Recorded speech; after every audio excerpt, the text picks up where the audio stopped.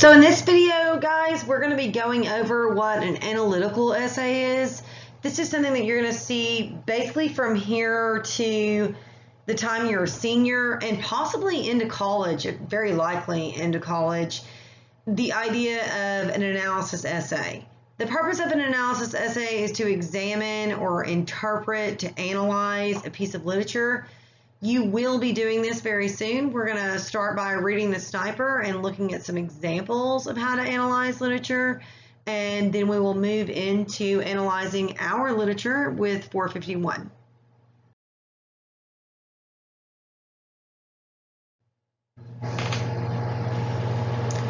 So I started not to do a sound or audio aspect to the PowerPoint for this particular assignment because I feel like everything is very self-explanatory, but I also worry that you guys won't really watch or read through this stuff if I don't.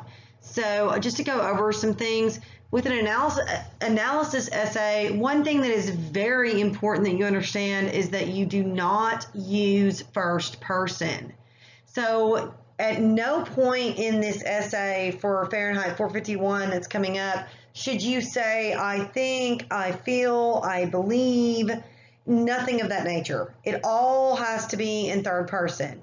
Of course, I'm going to show you an example that will help you, but it all has to be in third person. Every time you write in first person, I'm going to circle it and I'm going to tell you not to do so. In literature, when you're doing analysis, you only put in first person if you are considered an expert, and you are not an expert, guys. You may feel like you are, and you may talk like you are. In all honesty, you're supposed to address the essay as though you are an expert, but you are not. So you should not put I, me, my, any of that kind of stuff. It does consist of 4 to 6 paragraphs. They are large paragraphs, okay, much larger than what you're used to. And depending on the number of pages or your purpose, that will depend on just how large your paragraphs are. But we will go over that more in the future when we start looking at the example student essays. You have to have high-level vocabulary, meaning all this low-level diction like I was sad, it was bad, they were mean, she was happy. You need to do away with that. MLA format should be used, so you need in-text citations. Transition words or phrases should be used. I will be attaching some example transition words that you can use. Transition words are also all over the internet, so if you Google it, they're everywhere. Anyway, correct format, like correct grammar, is also important, and you will be graded on that. So make sure that it is grammatically correct as much as possible.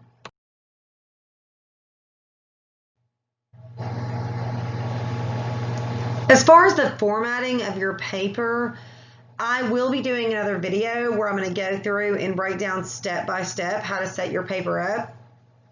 It does have to be typed, and I don't mean for you remote learners typed in the create box. I mean typed in Microsoft Word and follow these specifications.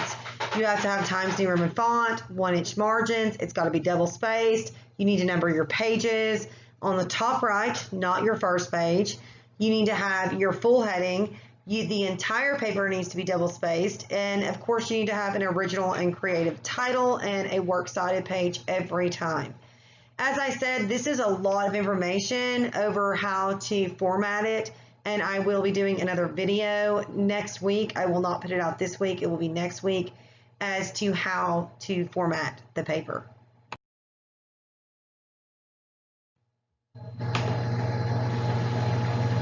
With every analytical or AP essay that you write in class, you also have to have a works cited page. That is the title of the page, and it should appear at the top of the paper. The format for the works cited page is the same as the format for the entire paper. So when you go through and format your paper, you should format the works cited page with it as well. As I said, will include a video for all this, so I wouldn't really focus on this stuff really until next week at the beginning of the week. You also need to have in-text citations. I've showed you through several videos and several stuff now how to do that. But once again, another example of it is here. The quote would be, "The orange flames waved at the crowd as paper and print dissolved inside them." And then you open parentheses, put the author's last name, which is in this case Zuzak, and the page number, which in this case is 111, close parentheses, and put the period. You should follow that same structure all the way through, except of course your author will be Bradbury.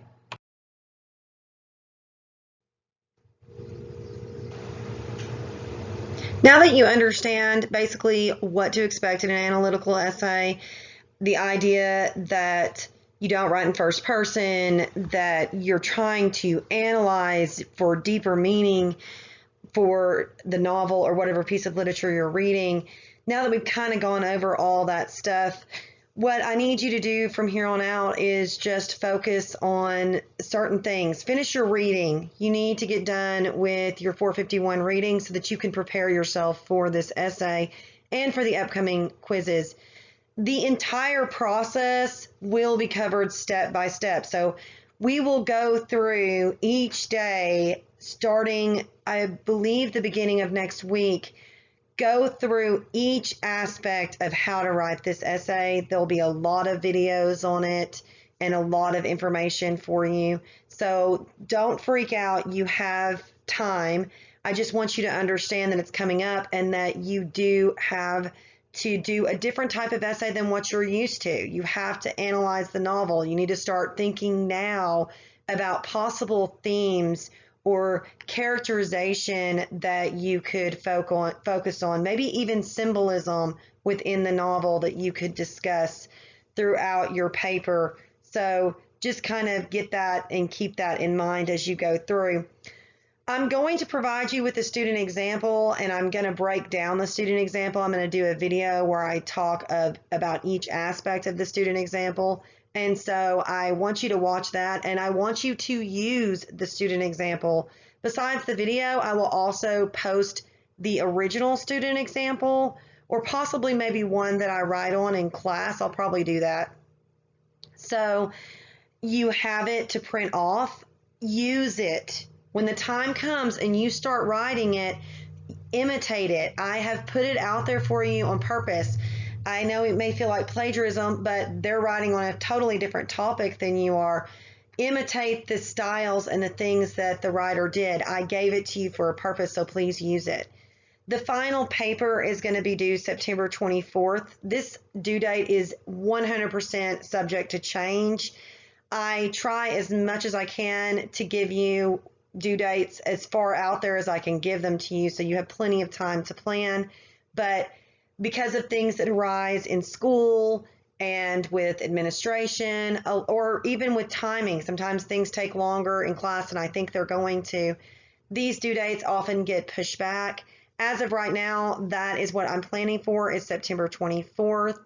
It won't be sooner, I can tell you that. So that will be the earliest due date that you will have. And like I said, we'll go through the whole process, so don't worry about it. I hope this helps you guys, and I hope you now kind of understand the type of essay you're going to have to be writing this year for the majority of the year. So we'll just get right into it, and you let me know if you have any questions or are confused in any way.